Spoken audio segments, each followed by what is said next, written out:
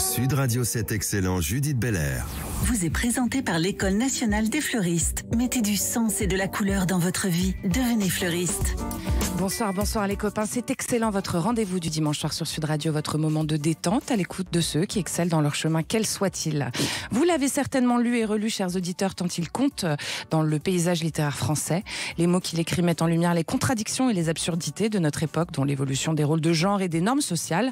Frédéric Beigbeder nous revient avec son style incisif et son tout dernier livre, Confession d'un hétérosexuel légèrement dépassé, tout juste sorti chez Albin Michel. De la beauté de votre jeunesse perdue à notre époque qui vous est étrangère, vous nous racontez votre fracture. Frédéric Beigbeder, j'espère un peu plus ce soir. Bienvenue sur Sud Radio. Merci beaucoup, Judith. Avec plaisir. Quoi de plus, cher Frédéric Beigbeder, avec vous ce soir dans cet Excellent, l'émission qui crée le lien, que de le créer, justement.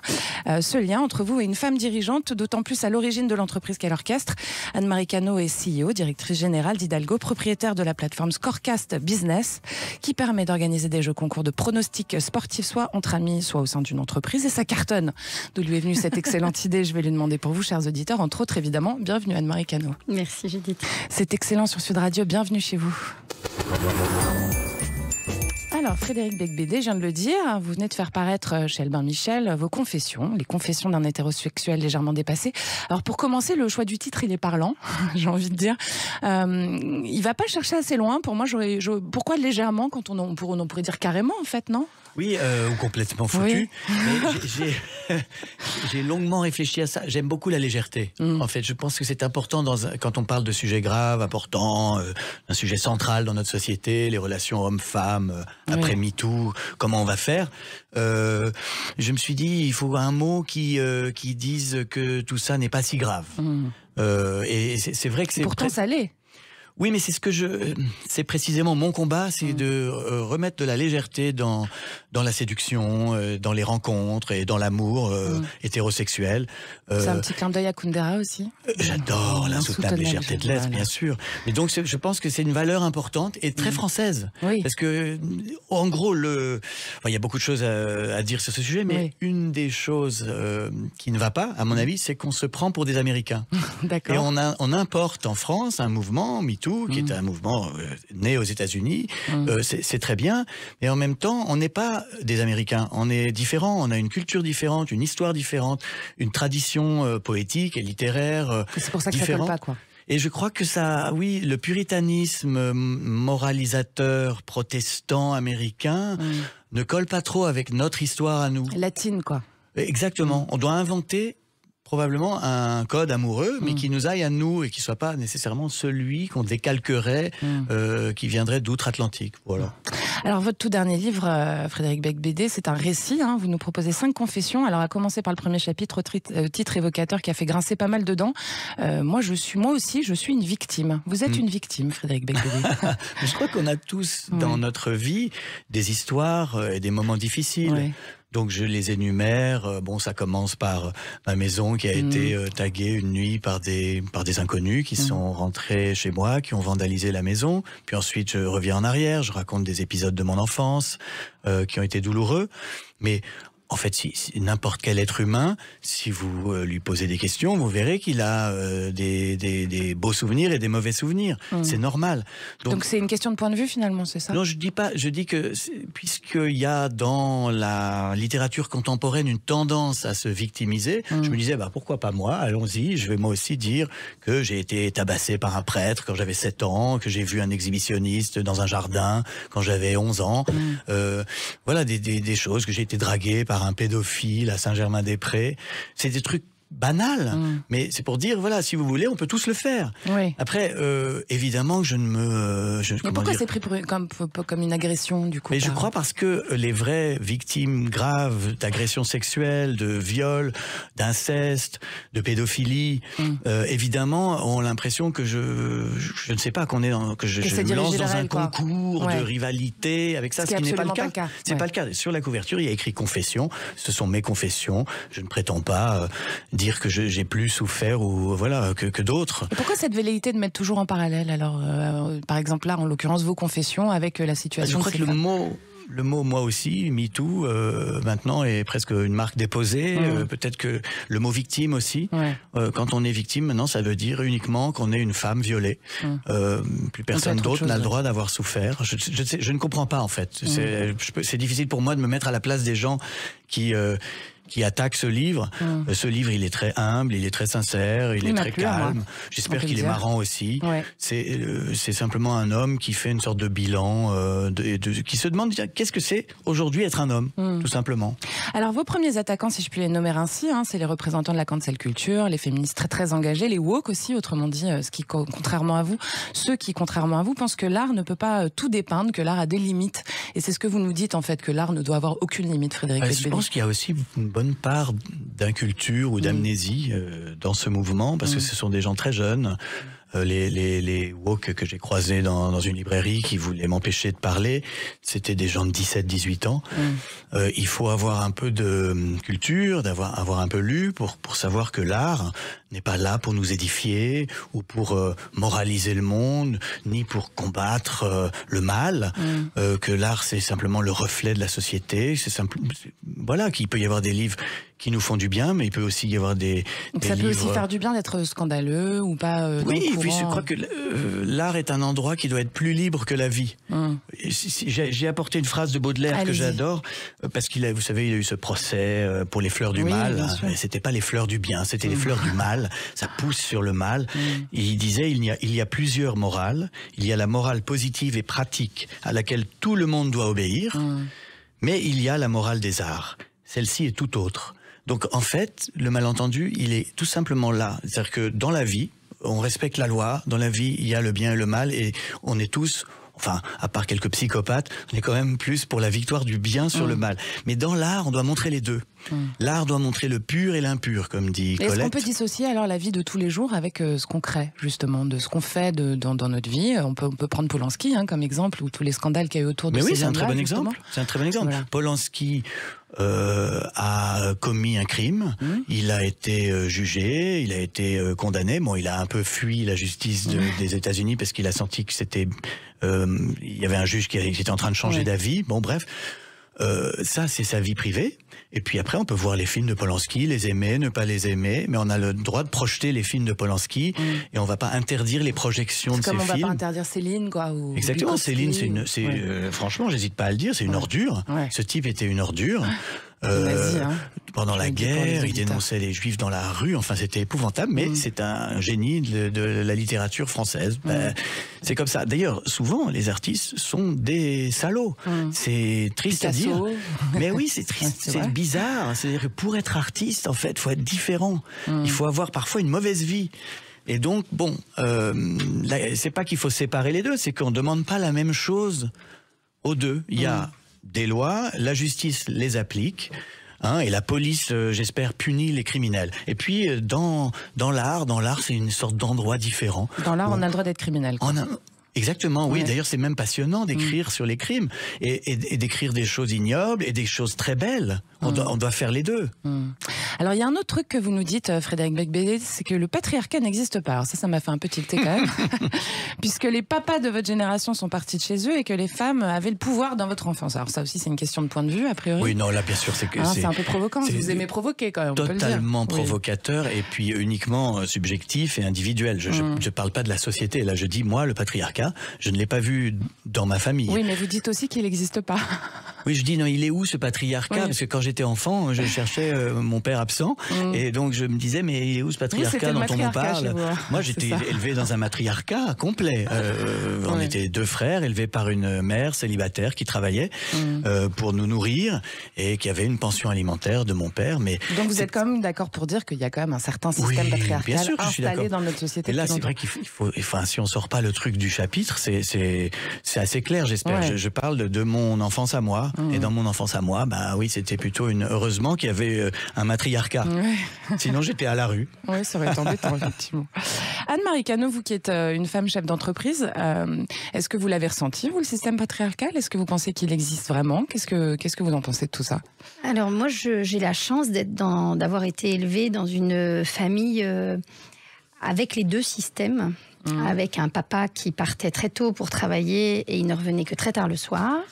Et donc, il leur organisait toute la partie financière, le travail, et puis toute la morale, etc. Et une maman qui était très matriarcale, puisque c'était elle qui était à la maison, et qui, du coup, régissait absolument tout dans notre éducation, dans notre quotidien, et qui nous a élevés avec beaucoup d'autonomie, beaucoup d'indépendance, avec des valeurs, pas féministes, mais en tout cas où elle revendiquait qu'il fallait être autonome, indépendante, forte, travailler, etc., tout en gardant le respect du patriarcat. Donc le juste milieu existe. Alors, moi, en tout cas, chez moi, c'était vraiment comme ça. Et puis, je suis issue d'une famille espagnole.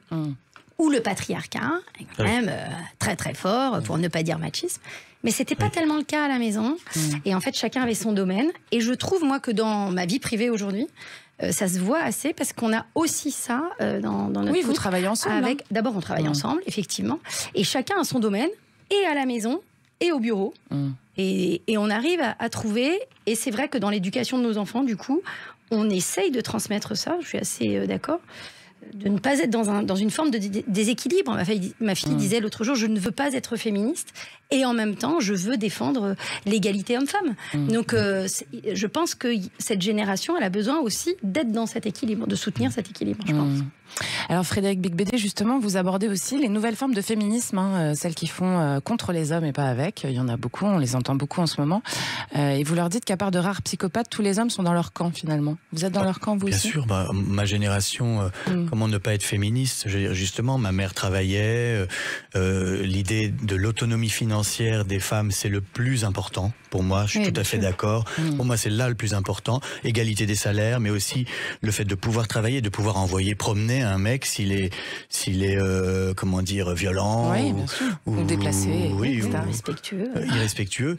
Et donc, c'est ça la vraie liberté. Avant tout, c'est économique. Et puis, oui, je pense que la plupart des hommes aujourd'hui, à part effectivement des machos vraiment à l'ancienne, on est féministe au sens où on est pour que les femmes aient autant de pouvoir que nous.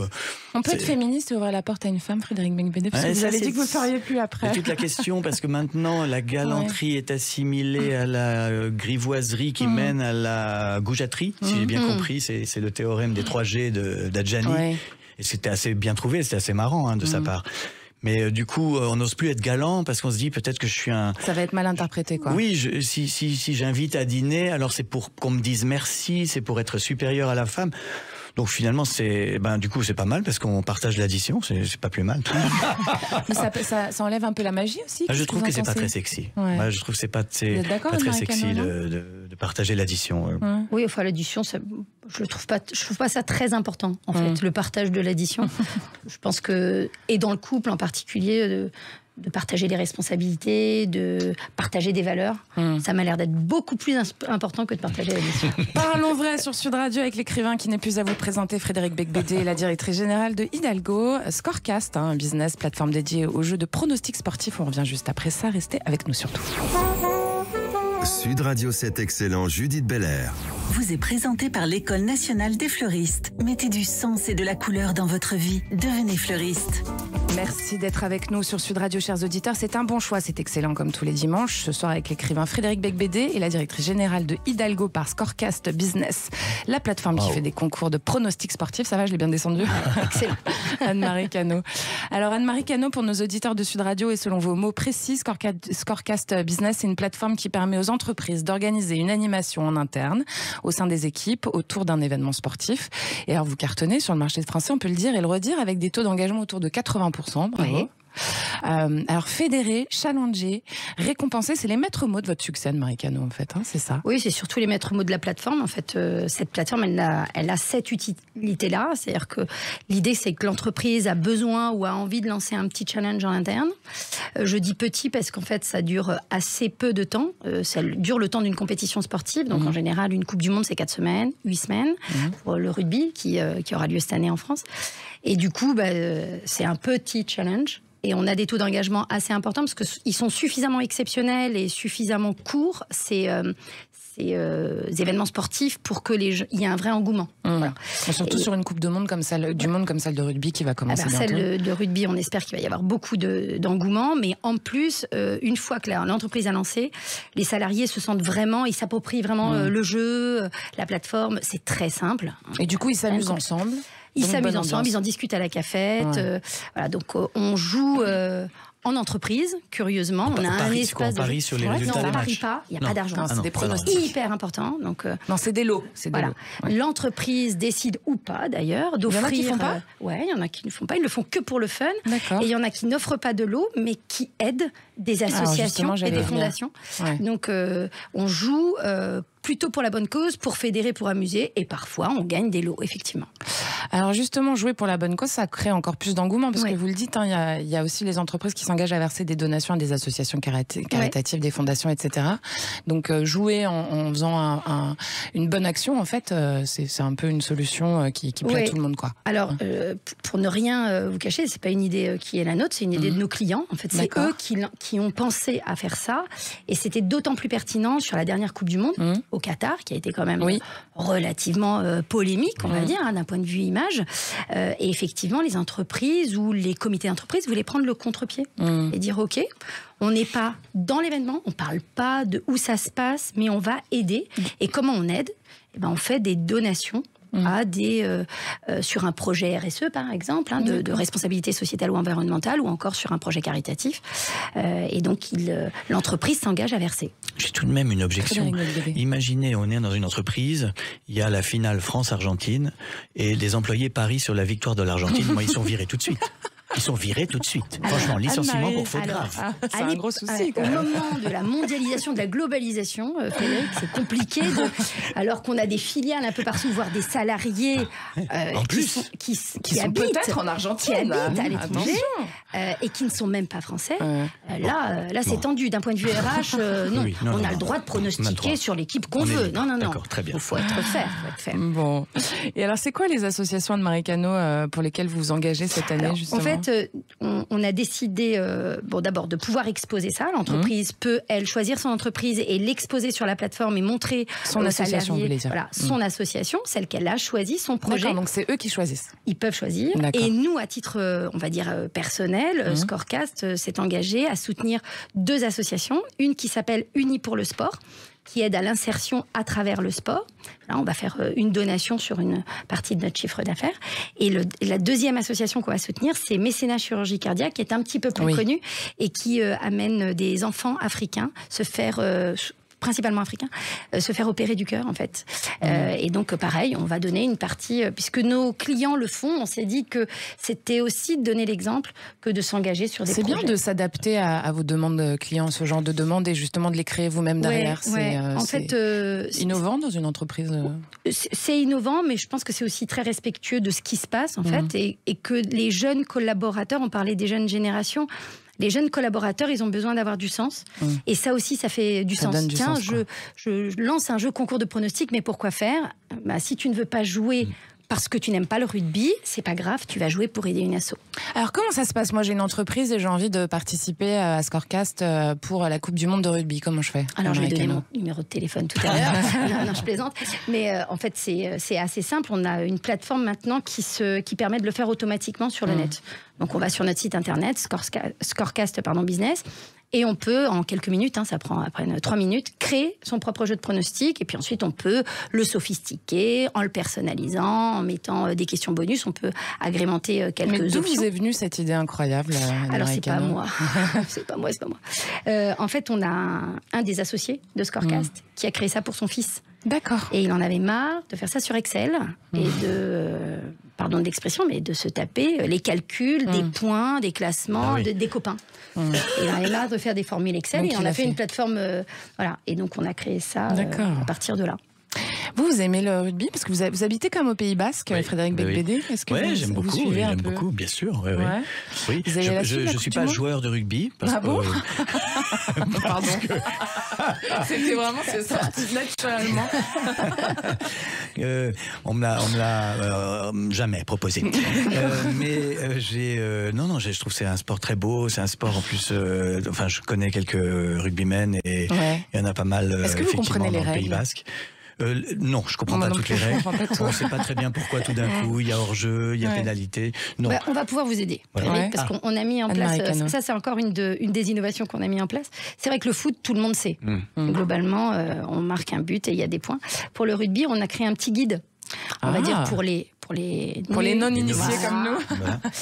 Qui permettra aux gens d'être un peu plus avertis sur le pronostic qu'ils vont faire ou comment on répond aux questions pour gagner plus de points. Donc, je vous enverrai ça. Merci beaucoup. On va faire ça de façon ça serait bien parce que moi, je travaille chez Sud Radio et c'est la radio du rugby. Donc, ça serait bien que je connaisse les règles à un moment donné. Temps. Ah oui, Judith, effectivement. Mais Judith et moi, on est plus des spécialistes de la troisième mi-temps. Voilà, ça doit être ça. Mais elles sont très sympathiques, ces troisièmes mi-temps. À partir de 5h du matin, c'est ça. Anne-Marie Cano, on a parlé de la Coupe du Monde de rugby. Il y a aussi les Jeux Olympiques qui arrivent. Voilà. Il y a les Jeux Olympiques. Et donc, il y a les pronos pour les Jeux Olympiques et il y a notamment les Jeux Paralympiques aussi. Absolument. Et alors ça, vous créez une mécanique de jeu plus inclusive. Expliquez-nous ce que ça veut dire. En fait, concrètement, le fait de pouvoir pronostiquer juste sur un score, c'est assez limitant, surtout quand on est sur des Jeux Olympiques. Et donc, on a développé un set, on va dire, de questions ou d'autres formes d'interrogations qui permettent non seulement d'être plus simple pour jouer, mais aussi d'afficher ou en tout cas de mettre en avant des athlètes, par exemple en paralympisme, et de les faire connaître, puisqu'on aura notamment les noms des athlètes qui viendront sur la plateforme. Donc on a une démarche, disons, pas seulement autour du score et du jeu, mais aussi des autour participants. Du sport et de l'inclusivité, quoi. Des participants sur ce sport. Et donc ça devrait sortir normalement début d'année 2024. Finalement, il s'agit de parler à l'humanité dans toute sa complexité chez vous aussi, Anne-Marie Cano. Parce que c'est vrai, quoi. Paralympique, quel compliment, Non, mais enfin, faut avoir. En plus, vous donnez certainement envie de jouer à des gens qui n'ont jamais joué, genre moi. Et vous aussi, vous faites ça, Frédéric.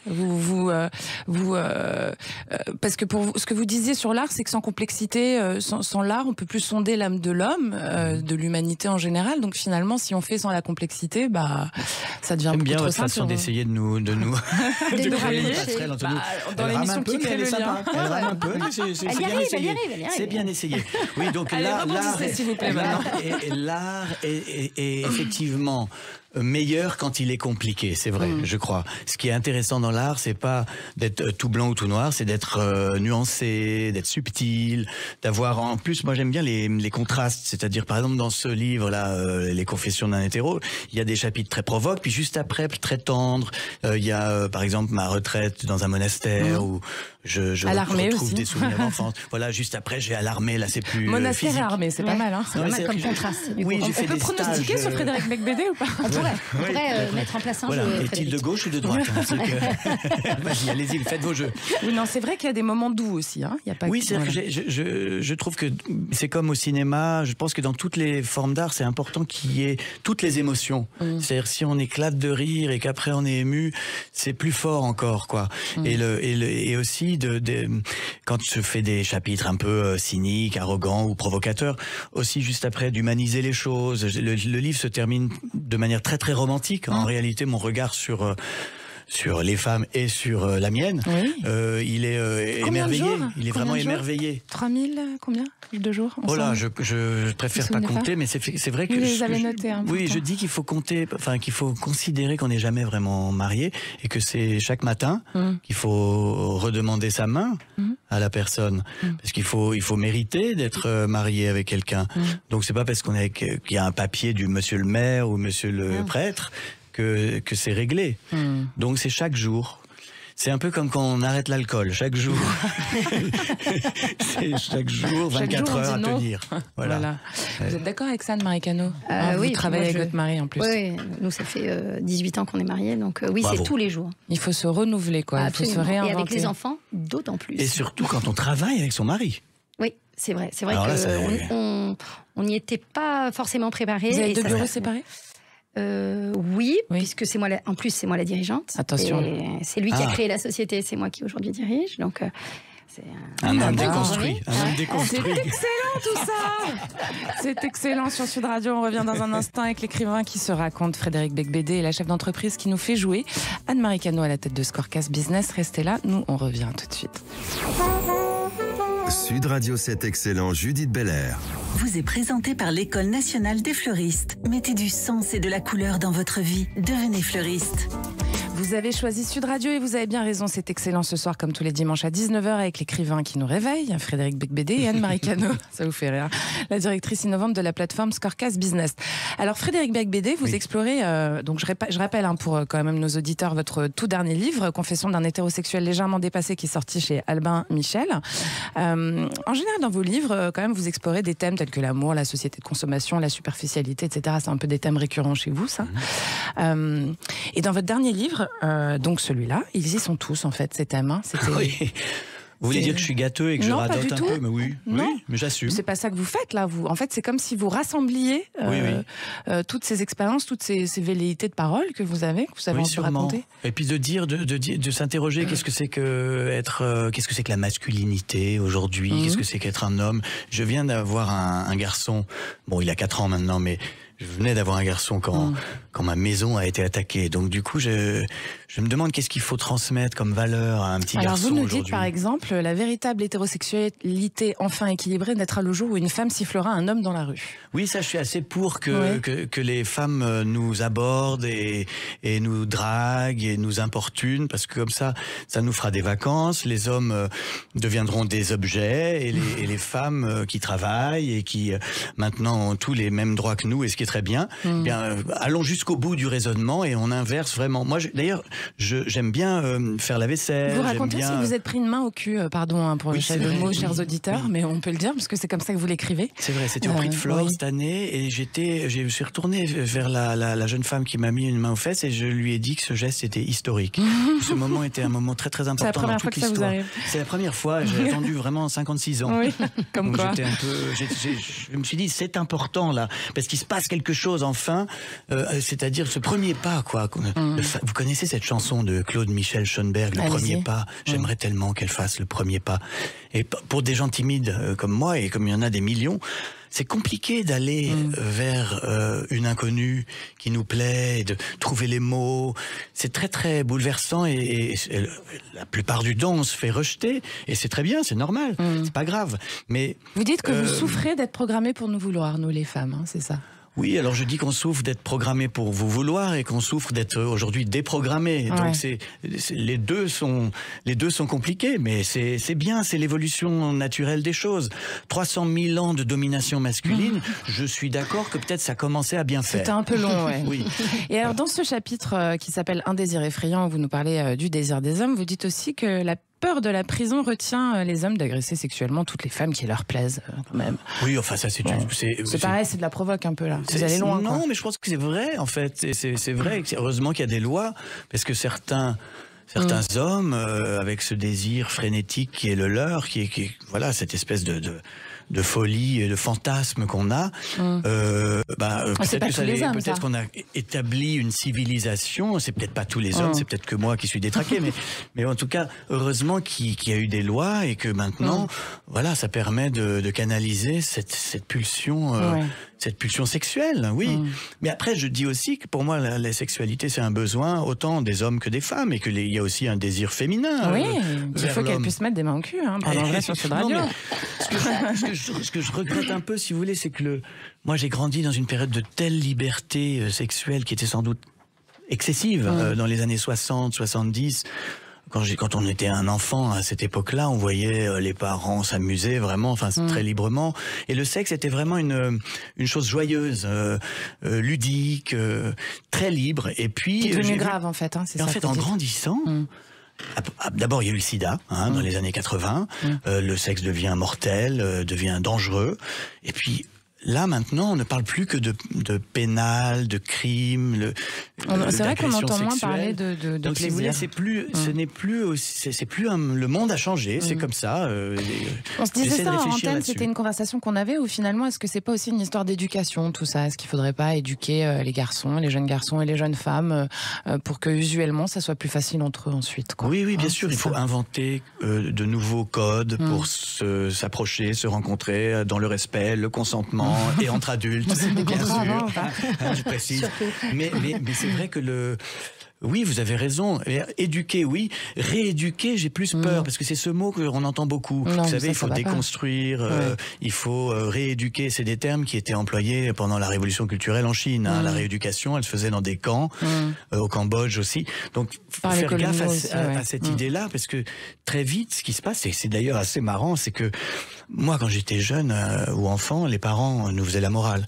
Et aujourd'hui, c'est les enfants qui font la morale aux parents.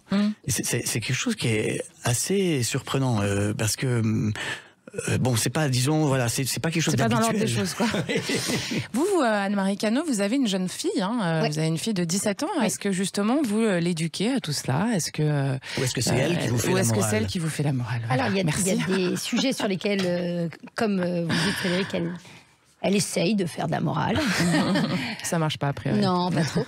Mais effectivement, on essaye de l'éduquer, oui, dans ses ouvertures. Et oui, c'est vrai que la liberté, c'est quand même quelque chose qui me semble être fondamental.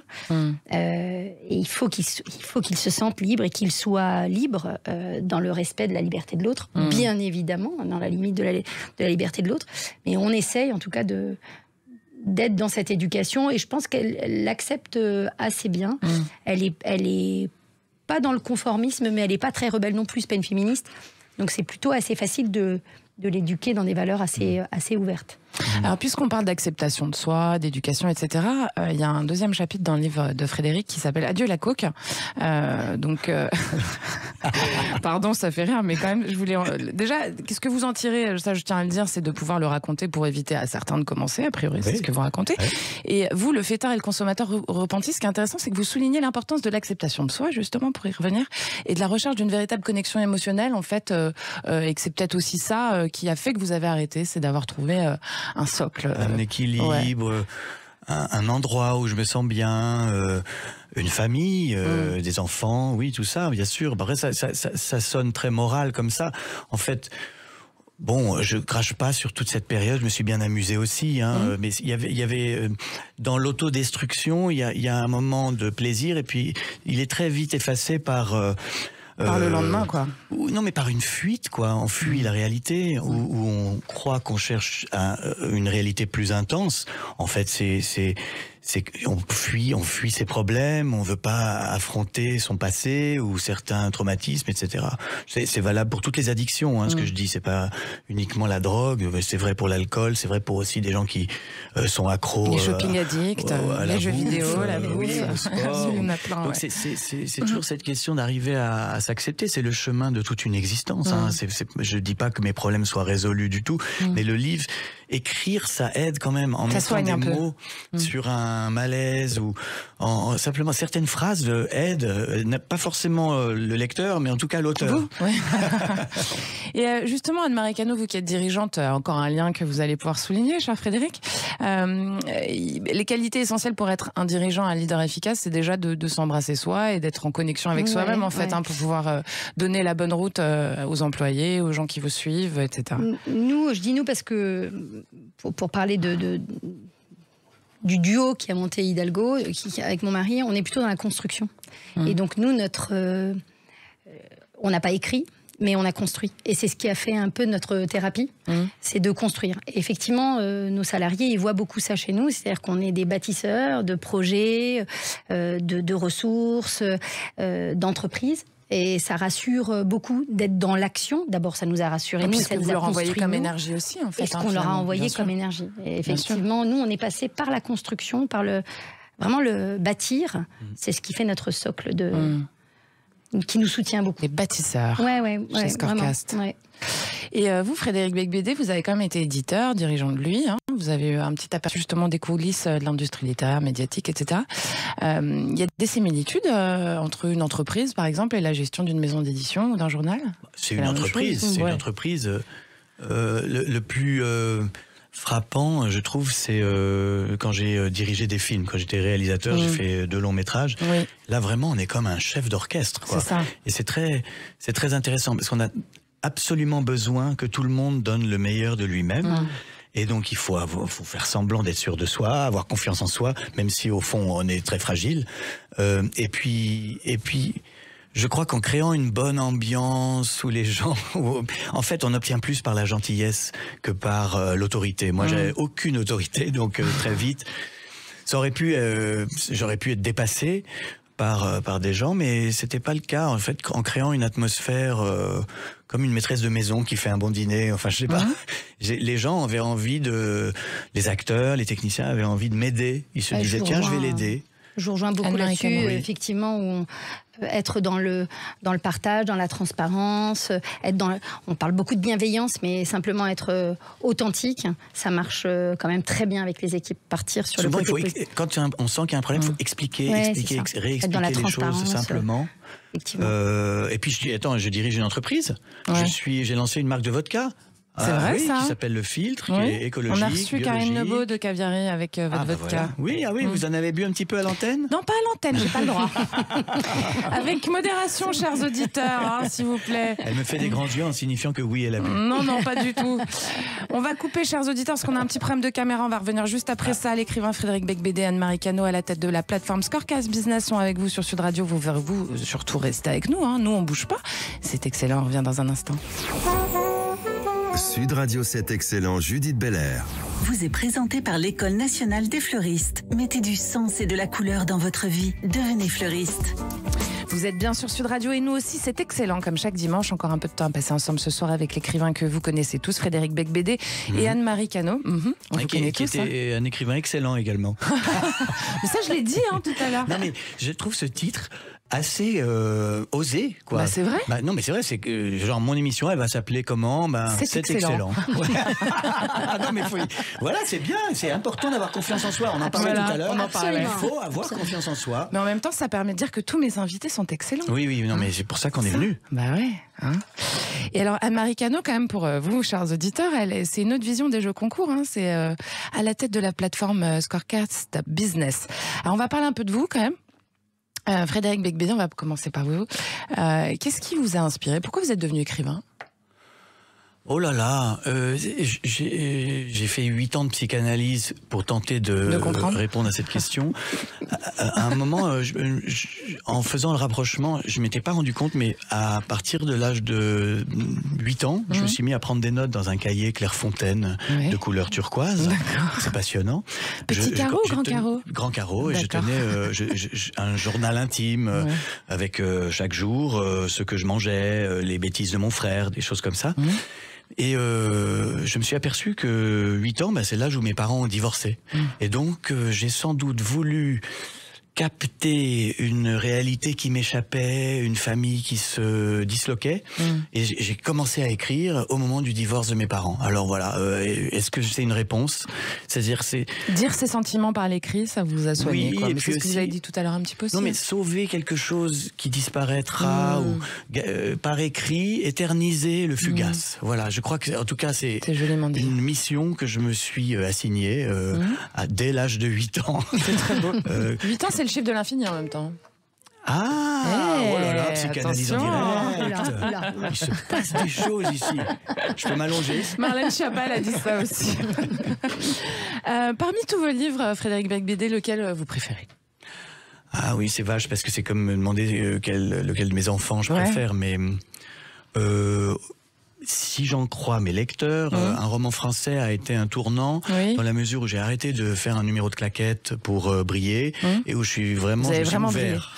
Non mais non mais je me suis confié. Voilà. J'ai justement parlé de mon enfance et j'ai arrêté d'être un personnage et puis je suis devenu un être humain. Alors c'est lequel?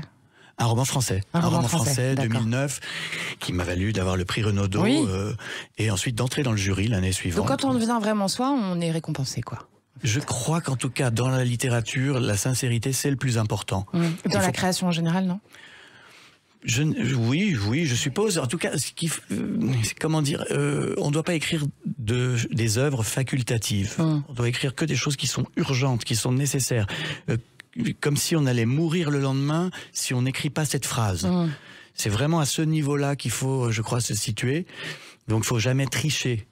Et comment vous écrivez ? Vous écrivez le matin, le soir, l'après-midi ? Dans quelles conditions ? Autrefois, j'aimais bien écrire la nuit. Ouais. Et puis maintenant, je suis un père de famille d'enfants jeunes. À l'école, voilà. Donc j'écris quand ils sont à l'école. Donc à partir de 8h30, je sais que j'ai à peu près jusqu'à 16h15. Et donc vous écrivez toute la journée ? J'essaie le plus possible de profiter de l'absence de mes enfants et de la tranquillité pour... j'ai pas trop le choix. Vous avez un rituel ? Comment vous faites ? Je prends des notes, je prends des notes dans des carnets tout le temps, et donc quand je me mets à ma table de travail, je n'arrive pas les mains vides. Ce qui est le plus angoissant, c'est la page blanche. Donc avoir des notes, des carnets, des bouts de papier, des menus de restaurant avec des choses, ça me sert de matériau de départ, et ça fait que j'ai moins peur. Et quand vous commencez un livre, est-ce que vous savez comment il va se terminer ? Ça dépend. Les romans, j'essaie de faire vaguement un plan que je suis plus ou moins. Un essai comme celui-là, non. C'est vraiment chaque phrase amène la suivante, et j'essaie de... Quand est-ce que vous savez que c'est fini alors ? Quand je dois le rendre à mon éditeur. D'accord, c'est une bonne raison. Alors Anne-Marie Cano, à vous un peu, qu'est-ce qui vous a inspiré à fonder Scorecast ? Vous l'avez dit un peu tout à l'heure, mais pourquoi vous êtes lancée dans ce secteur-là, et quelle velléité, pourquoi avoir voulu prendre la direction, etc. Alors moi, j'ai pas vraiment de velléité, ça s'est imposé à moi, et plutôt par opportunisme, et aussi pour aider, puisque mon conjoint et mon cousin germain avaient fondé Hidalgo, et ils avaient besoin d'un coup de main. Et il se trouve qu'à ce moment-là, moi, j'étais disponible. Et j'y suis rentrée plutôt pour leur donner un coup de main. Qu'est-ce que vous aviez fait avant ? Eh bien, j'étais chasseuse de tête dans une première vie, et puis responsable du recrutement chez Microsoft France. D'accord, donc vous aviez déjà un petit background. Voilà, un petit background. Et puis, le sport et le digital n'étaient pas du tout dans mon scope. Ouais. Mais... vous êtes sportive, d'ailleurs ? Pas trop, non. Comme tout le monde, un petit peu. Mais bon, franchement, je regarde pas spécialement les grands événements. Enfin, à part les grands événements sportifs, je suis pas vraiment le sport. Les finales et les demi-finales, comme moi, c'est ça ? Un peu plus, un petit peu plus quand même. Mais ce qui m'intéresse, c'est le rapport humain. Ce qui m'intéresse, c'est de construire. Ce qui m'intéresse, c'est de développer des gens, de les aider à se développer, de les aider à prendre du plaisir dans ce qu'ils font. Ils passent quand même 8 heures par jour au bureau, donc... c'est quand même bien d'être dans un contexte, dans un environnement où on s'enrichit, on se développe. Donc moi, c'est plutôt ça qui a drivé mon intégration dans cette société, puisque j'ai pas créé, j'ai rejoint. Et c'est quand même ça qui motive le fait que on est passé d'Hidalgo à Hidalgo plus Scorecast, et peut-être dans quelques mois une autre structure. Donc on est. C'est quoi la structure que vous visez dans quelques mois ? C'est encore une opportunité qui pourrait nous faire pérenniser, travailler davantage avec les médias notamment. Je peux pas trop vous en parler, mais c'est ça l'objectif, c'est de continuer. Ça fait partie de nos clients, les médias chez Hidalgo, puisqu'on est une agence presse. Et du coup, voilà, renforcer notre rapport aux médias. Il faut bientôt racheter Sud Radio. Voilà. Je voulais pas le dire en direct, puisque vous ça va plaire à Monsieur Latouche. Parlons vrai sur Sud Radio. Est-ce que vous avez toujours voulu diriger, ou est-ce que pareil, ça s'est présenté à vous et du coup, vous avez accepté quoi ? Non, je pense que j'étais première d'une fratrie, donc ça s'impose un peu. Vous dirigiez déjà ? C'était déjà la chef. Voilà. Je pense que c'était déjà. Vous avez un grand frère, c'est pas pareil. Oui, non, moi j'étais celui qui se tait et qui obéit. D'accord. C'est vrai que les positions dans les familles. Ça a moyen marché après. Hein. Voilà, donc du coup, comme j'étais première, j'ai été élevée dans les responsabilités, dans peut-être le leadership, dans devoir faire, entreprendre. Et ça s'est traduit dans toutes mes expériences professionnelles. Je suis souvent rentrée par la petite porte, et puis j'ai... Ah oui, puis conseiller en recrutement, chasseur de tête... Finalement, elle a décidé de se chasser elle-même. Et voilà. C'est ça. Vous vous êtes trouvés, quoi. Oui, absolument. Et ça serait quoi le conseil le plus précieux que vous donneriez à une jeune femme, par exemple, qui veut se lancer dans sa propre entreprise, ou qui veut se lancer à un gros poste de direction comme ça, Anne-Marie Cano ? Alors, pourquoi une femme Parce que c'est la question. Bon, je suis assez unisexe. Ou un jeune, allez-y. Un jeune plutôt, ouais. Enfin, je suis assez unisexe, on va dire. D'accord, voilà. Vous êtes unisexe, vous ? Ouais, assez. Dans l'esprit, on entreprend, peu importe si on est un homme ou une femme, finalement. Je trouve, moi, personnellement. Oui, mais moi, je suis dans la réalité du marché... On en a parlé tout à l'heure, quand même. Ouais, mais moi, nous, on est dans une entreprise qui est éminemment masculine. Hein. C'est le sport et le digital. Ouais. On peut pas faire plus masculin. Vous n'êtes pas en parité, du coup ? Loin de là. Ouais. Et je cherche à être en parité. Parlons des jeunes femmes, justement. Extrêmement compliqué. Enfin, on n'invente pas. On n'a pas la baguette magique et on dit maintenant, c'est 55 ans. Et pourquoi est-ce que le rugby et les pronostics, c'est plus pour les hommes que pour les femmes, Anne-Marie Cano ? Je ne sais pas. Peut-être que les femmes s'y intéressent moins. Ou ces métiers d'ingénierie, il y a quand même moins de femmes qui sont issues de ces carrières-là. Et du coup, on en voit moins. Du coup, effectivement, moi, mon conseil pour entreprendre, je vous rejoins, je pense que c'est d'être authentique. Il faut être soi et je pense que c'est ça qui marche. C'est quand même pas facile d'entreprendre, ça suffit pas d'être authentique. Il faut avoir du courage, avoir envie de faire, de se lever tôt. Mais je pense que la clé du succès, c'est de trouver des gens qui se reconnaissent dans votre authenticité, qui adhèrent à votre projet. Vous êtes d'accord avec ça, Frédéric Beigbeder ? Oui, moi je rajouterais que l'idée de son entreprise, elle est venue d'un père qui jouait avec son fils et qui a créé un truc pour s'amuser avec la bande de copains du fils. Et donc en fait, c'est un peu comme écrire un livre. Pour le coup, Salinger, il dit il faut écrire le livre que tu as envie de lire. Et donc je crois qu'il faut toujours partir d'un vrai besoin qui n'existe pas et l'inventer.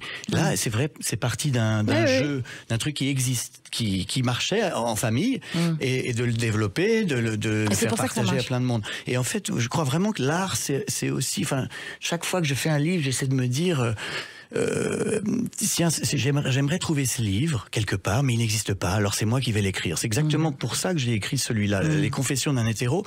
C'est un livre qui n'existait pas. Il n'y avait pas un homme hétéro qui avait eu le courage, mais d'écrire un livre depuis 2017 sur ce sujet. Personne. Pourquoi personne ? Pourquoi on doit se taire ? Non, allons-y. Faisons-le avec humour, faisons-le avec sincérité. Il y a Pascal Bruckner qui c'est pas le même genre, mais il a quand même écrit un livre où il dit que l'homme blanc hétérosexuel de plus de 50 ans est la cible permanente de tout le monde maintenant. Grosso modo. Oui, c'était autre chose. C'était un peu plus énervé que vous. En tout cas. Puis ça venait d'un autre livre qu'il avait fait auparavant, Le sanglot de l'homme blanc, qui était excellent. Mais disons que c'est plus un penseur et un philosophe. Vous parlez de vous, quoi. Moi, de votre expérience. Oui, et je trouve que se dire, voilà, il y a quelque chose qui n'existe pas et que je vais créer parce que cette chose-là, je pense que moi, elle me plaira et peut-être ça peut toucher d'autres gens. C'est une démarche, c'est ça la démarche de base, à mon avis, dans la création, que ce soit artistique ou d'entreprise. Bien sûr. Absolument. Ce qui nous amène donc à la dernière question. Restez là, et on a encore 2 minutes 33, non 3 minutes 28. Merci Thibaut. Ce qui nous amène donc à la dernière question de cette émission. Je vais commencer par vous, Anne-Marie Cano. Que dirait l'adulte que vous êtes à l'enfant que vous étiez ?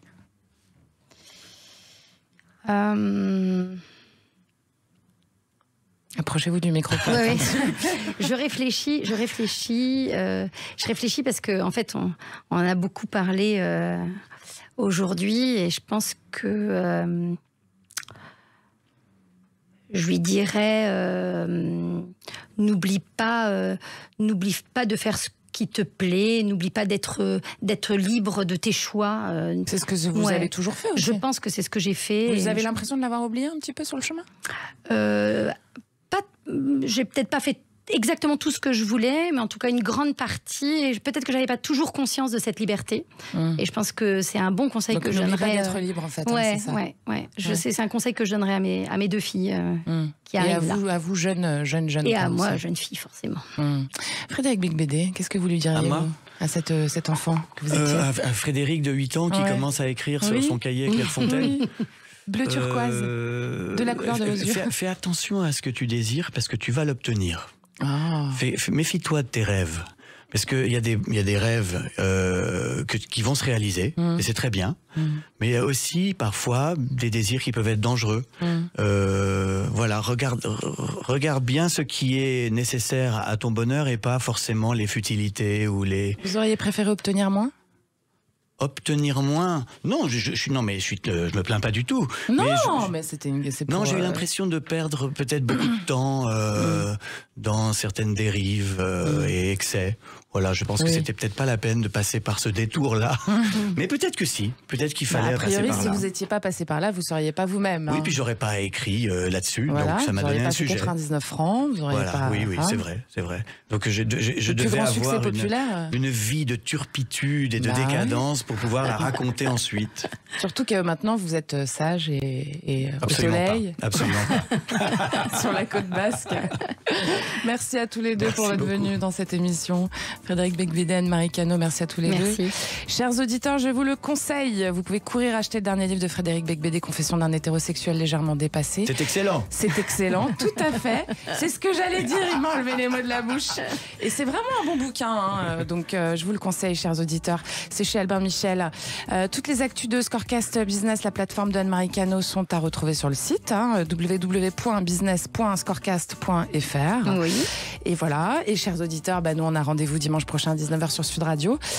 Vos émissions, elles sont en podcast. C'est excellent en podcast sur sudradio.fr, la chaîne YouTube de Sud Radio, sans oublier les réseaux sociaux, Deezer, etc. Merci à Thibaut qui réalise pour vous aujourd'hui, aux équipes de Sud Radio. Bisous les copains, à la semaine prochaine. C'était excellent. Sud Radio 7 excellent, Judith Belair. Vous a été présenté par l'École nationale des fleuristes. Formation en alternance, formation continue ou reconversion professionnelle. Faites éclore votre créativité sur écolenationaledesfleuristes.fr.